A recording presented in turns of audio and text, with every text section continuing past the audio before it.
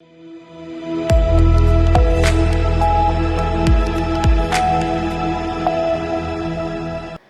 मैं ज्योति श्रीवास्तव। आप देख रहे हैं सी न्यूज भारत। वक्त हो चुका है राजस्थान बुलेटिन का, जिसमें बात होगी भरतपुर की, जहां प्रीति चंद्रा ने भरतपुर रेंज के नए महानिरीक्षक के रूप में कार्यभार संभाल लिया है। साथ ही बात होगी जोधपुर की, जहां अवैध मादक पदार्थ के विरुद्ध प्रभावी कार्यवाही की गई है। ऐसी तमाम खबरों पर आइए विस्तार से डाल लेते हैं नजर। भरतपुर राजस्थान पुलिस की वरिष्ठ अधिकारी डॉक्टर प्रीति चंद्रा ने भरतपुर रेंज के नए आईजी के रूप में कार्यभार संभाल लिया है। उन्होंने पूर्व आईजी कैलाश चंद्र बिश्नोई की जगह पदभार ग्रहण किया। डॉक्टर प्रीति चंद्रा ने कानून व्यवस्था मजबूत करने, महिला बाल सुरक्षा, साइबर क्राइम पर नियंत्रण और हार्डकोर अपराधियों के खिलाफ सख्त कार्यवाही को अपनी प्राथमिकता बताया। उन्होंने अधिकारियों को आमजन की शिकायतों के त्वरित निस्तारण और बेहतर पुलिसिंग के निर्देश दिए हैं। प्राथमिकताएं स्पष्ट हैं कि जो पुलिस मुख्यालय के द्वारा जो निर्देश पूर्व में दिए गए हैं, उन निर्देशों के अनुरूप जो भी मॉनिटरिंग और जो भी हम उसमें बेस्ट एक प्लानिंग के साथ काम कर सकते हैं, उन निर्देशों की परिपालना के लिए वो हम करेंगे। साथ ही माननीय मुख्यमंत्री महोदय के द्वारा भी जो समय समय पर निर्देश दिए जाते रहे हैं, जैसे अभी 2 दिन पहले वीसी में भी काफ़ी निर्देश दिए गए थे, तो उन्हीं सब पे हम एक टीम के रूप में सभी एसपीएस के साथ मिल करके कार्य योजना बना करके और प्रयास करेंगे कि अच्छा काम करें। रेंज में 2 चुनौतियाँ होती हैं, एक घोर तस्करी और एक ऑनलाइन साइबर ठगी का काम करते हैं। उस पर क्या कहते? देखिए, ये 2 चीज़ें जो आप कह रहे हैं, क्योंकि वाकई ये हैं चुनौतियाँ, तो इनमें भी एक बार, क्योंकि आज ही ज्वाइन किया है, तो जो एसपी साहिबान हैं उनके साथ बैठ के एक कार्य योजना बनाई जाएगी। पूर्ववर्ती अधिकारियों ने भी बहुत अच्छे रिजल्ट्स दिए हैं, बहुत काम किया है, आप सब वाकिफ़ हैं उससे, और उसके एडिशन में और क्या नई योजनाएं बनाई जा सकती हैं, कार्य योजनाएं बनाई जा सकती हैं, वो एसपीस के साथ बैठ करके एक बार तय किया जाएगा।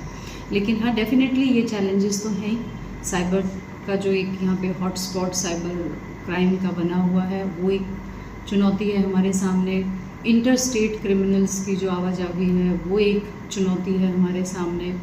तो इन सब को लेकर के काम करेंगे। हार्डकोर जो अपराधी हैं, पूर्व से जो जिन्होंने क्राइम किया हुआ है और वो रिपीटेड जो ऑफेंडर्स हैं, दोबारा पुनः वही लोग क्राइम करते हैं, तो ऐसे लोगों पर हम फोकस करेंगे। उन लोगों की दोबारा से सभी एसपी से बात करके एक सूची बनवाएंगे, जो लोग पहले से क्रिमिनल्स हैं, ऑफेंडर्स हैं और उनके द्वारा दोबारा से क्राइम किया गया है। उनके लिए एक निगरानी तंत्र का गठन करेंगे रेंज स्तर पर, और दोबारा वो कोई क्राइम ना कर सकें, इस पर विशेष ध्यान दिया जाएगा। भरतपुर से सी न्यूज संवाददाता देवेंद्र सिंह सोलंकी की रिपोर्ट। जोधपुर में जवर थाना पुलिस और डीएसटी टीम ने एनडीपीएस एक्ट के तहत कार्यवाही करते हुए अवैध कोडीन सिरप बरामद कर एक आरोपी को गिरफ्तार किया है। पुलिस ने आरोपी भभूतराम बिश्नोई के चाय के केबिन से कोडीन सिरप की 8 शीशियां और 160 खाली शीशियां बरामद की हैं। आरोपी के खिलाफ मामला दर्ज कर आगे की जांच शुरू कर दी गई है। इसके साथ ही साथ सूरसागर थाना क्षेत्र के अंदर जो खनन क्षेत्र है, काली बेरी और चौपड़ इत्यादि का जो क्षेत्र है, जो बेसिकली खनन एरिया है, तो वहाँ पर भी इस प्रकार की कुछ सूचना प्राप्त हुई थी।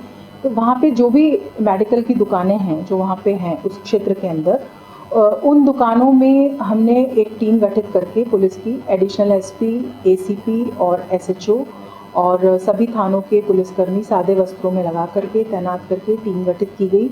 और साथ में हमने ड्रग कंट्रोलर जो है उन वहाँ से ड्रग इंस्पेक्टर्स 3 वो हमारे साथ रहे, नारकोटिक कंट्रोल ब्यूरो की टीम हमारे साथ रही, और संयुक्त रूप से कार्रवाई करते हुए करीबन 5 दुकानों में हमने सघन रूप से वहाँ पे चेकिंग की और डिकॉय भेज करके और उसको चेक किया। तो मुख्य रूप से 2 दुकानों में हमको अनियमितता मिली और ये पाया गया कि उन 2 दुकानों के अंदर इस प्रकार की जो दवाइयाँ हैं, जैसे एविल है और कुछ 1-2 दवाइयाँ और हैं, जो कि उनके द्वारा मतलब वो उसका कोई रिकॉर्ड नहीं मिला, जो कि वो बिना प्रिस्क्रिप्शन के भी बेच रहे थे। तो उन दुकानों के विरुद्ध कार्रवाई करने के लिए जो संबंधित विभाग है, ड्रग कंट्रोलर, उसके द्वारा लिखा जा रहा है, उनके लाइसेंस निरस्तीकरण इत्यादि की कार्रवाई की जा रही है।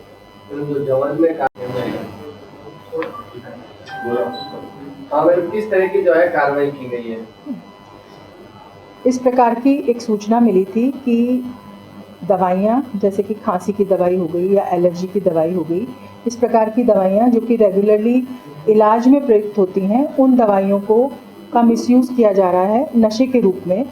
तो इसके संबंध में जब हमने आसूचना संकलित करी तो हमारी डीएसटी टीम और थाना झंवर, इनके जो पुलिसकर्मी हैं, इन्होंने संयुक्त रूप से थाना झंवर के धवा इलाके में बिश्नोइयों की ढाणी, ये जो क्षेत्र था, वहाँ पर हमारी टीम पहुँची और वहाँ पर ये पाया कि एक व्यक्ति भभूताराम बिश्नोई, जिसका कि चाय का कैबिन वहाँ पर है, और वो चाय के कैबिन में कोडीन नाम की जो दवाई है उसको अवैध रूप से बेच रहा है और वो नशे के लिए वहाँ पर इस्तेमाल की जा रही है। ये जो कोडीन दवाई है उसमें से 180 वहाँ पर काफ़ी सारी खुले में शीशियाँ वगैरह हमको मिली, जिनमें थोड़ी बहुत मात्रा में कोडीन था, और इसके अलावा 8 हमें भरी हुई कोडीन की जो है वो बॉटल्स वहाँ पर मिली। बाकी उसने वो खुर्द-बुर्द कर चुका था, तो पुलिस की टीम वहाँ पर मौके पे पहुँची और कार्रवाई करते हुए उसको अरेस्ट किया।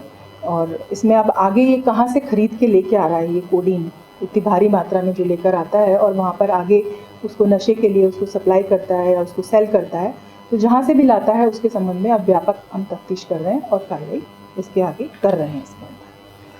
इसके साथ ही साथ झंवर में हालांकि कई बार जब सूचना मिल जाती है तो कुछ तो उन्होंने खुर्द-बुर्द कर दिया।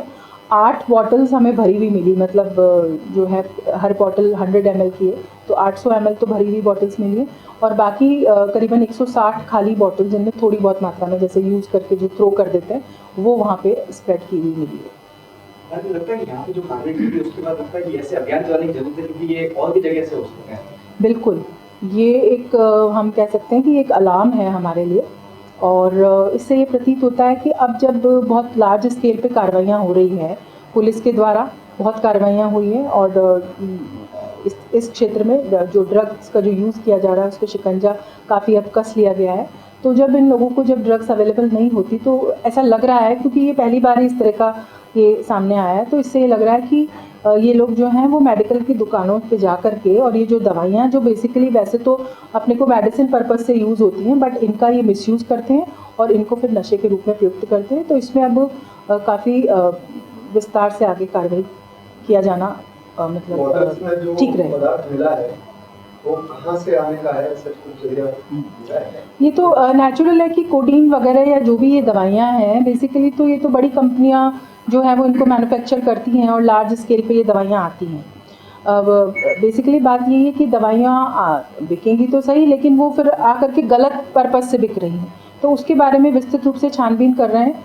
और अभी जो डिटेल में हम ये देख रहे हैं कि ये जो इस तरह की जो कहीं पर मिली है खाली, तो उनको कौन सी दुकानों के जरिए ये बेची गई है, तो इसके बारे में भी विस्तृत अभी जांच और तफ्तीश जारी है। सिर्फ लिक्विड ही मिला है, टैबलेट भी मिली है? हाँ, टैबलेट भी मिली है। सूरसागर की जो दुकानें हैं उनके अंदर अपने को टैबलेट भी मिली है।